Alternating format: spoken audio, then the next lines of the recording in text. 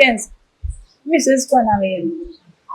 Unafikiri mimi ni mwanamke mjinga kiasi gani ambaye anaweza kuwa na mwanaume ambaye ana wanawake wengi? Ukiwa unamaanisha nini sasa useme hivyo? Unafikiri mimi sifahamu kama unatoka na Momo? Namzungumzia Momo. Ni kweli sema Momo sasa hivi ujue baada ya kugundua kwamba ni mke wa mtu, tayari nishaachana naye, sipo naye tena kimahusiano. Na mimi nitaaminije kama kweli umeachana naye?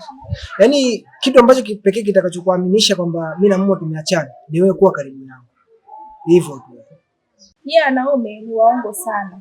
Nitaaminije kama kweli unanipenda? Hapo kwenye swala la kupenda sasa. Ni kweli wanaume wengi ujue ni waongo sana. Tena sana. Ila sasa wote nilikuwa mimi. Mbona mimi nisingii? Mimi nafasi ya kuona kama kwa hivyo au sio kwa hivyo.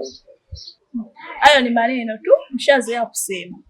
Mimi nachotaka hapa ni kuelewa tu. Kweli umeachana na Momo na unanihitaji mimi au unakuja kwangu kwa kigezo tu? Hamna, sipo hivyo kama unavyofikiria. Mimi nakupenda, sure. Nitakupa nafasi.